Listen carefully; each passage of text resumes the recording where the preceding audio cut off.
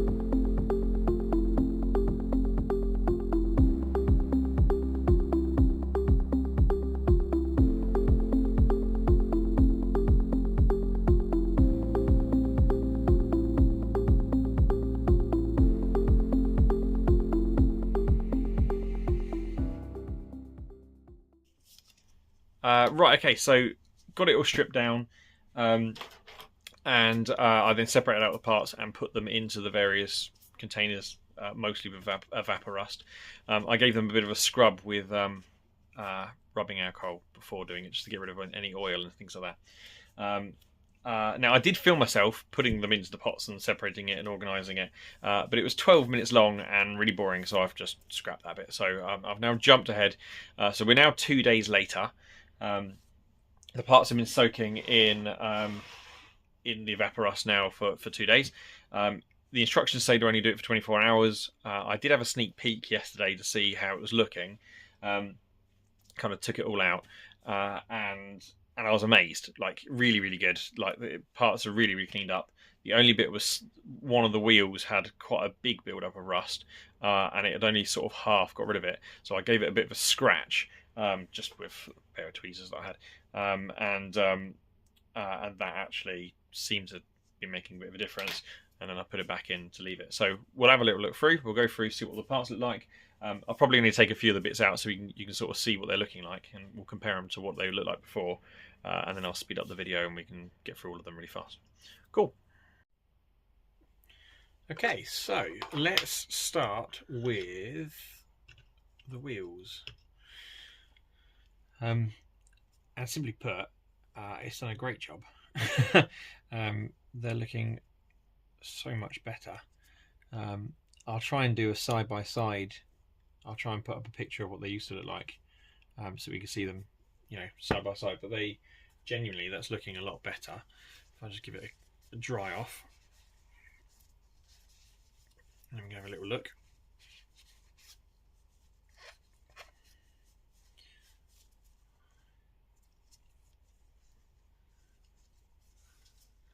Yeah, so much better. Like, all of that rust has gone off, has been removed. That's looking really good. Looking really, really good.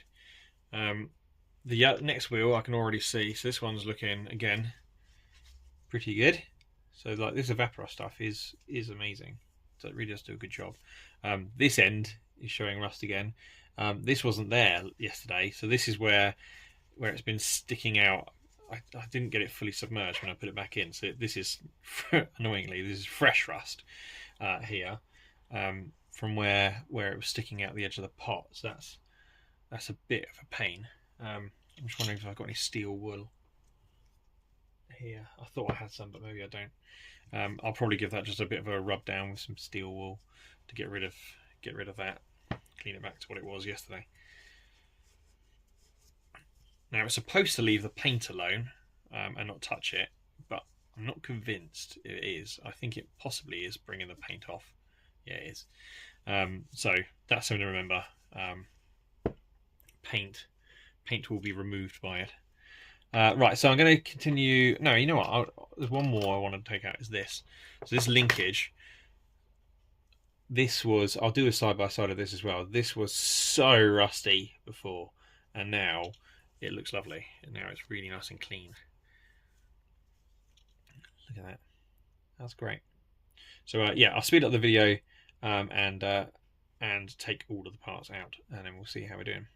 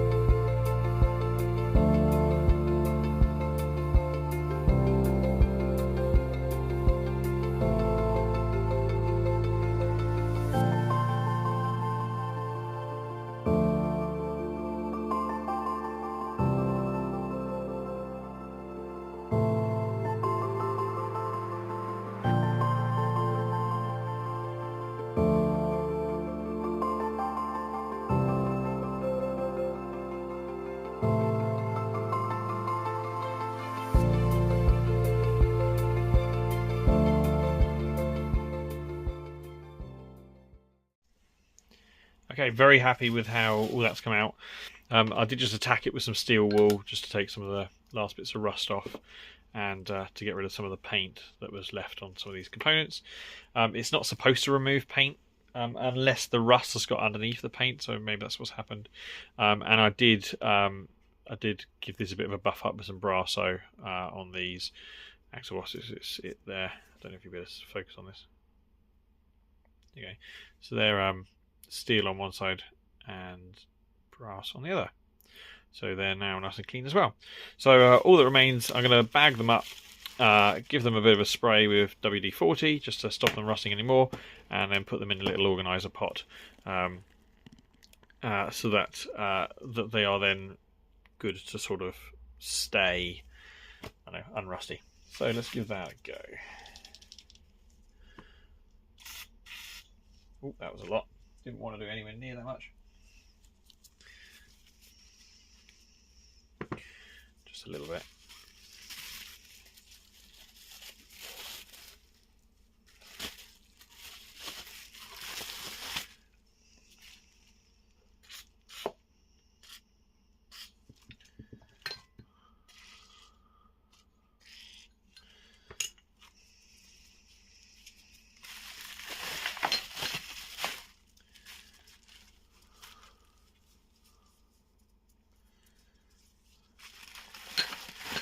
Nice and oily.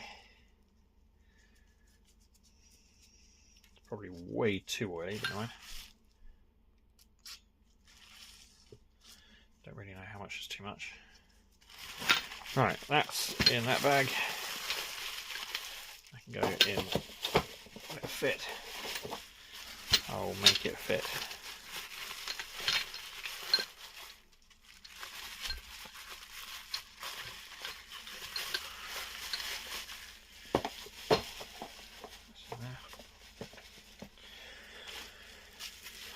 You know what? I think this, I'll just put all of the bits in there all at once.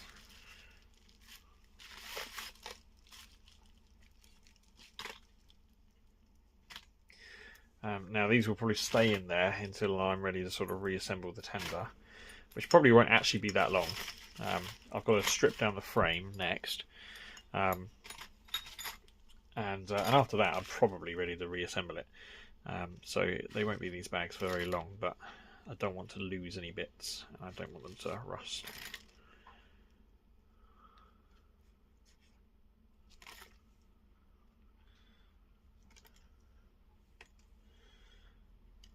Right.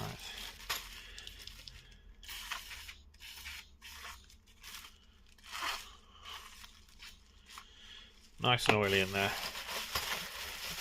Mix around in the oil. This is probably the wrong thing to do, and they'll probably come out all rusty again, but we'll go with it. That should keep them all right. Good. Done.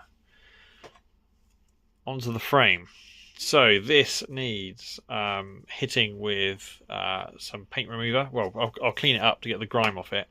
Then some paint remover, scrape it all off, get all the paint off, and then possibly, because it is rusty a little bit, possibly then it will soak for a couple of days in the rust remover stuff, evaporust as well. But all of that will happen off camera. So that's it until for now on this video.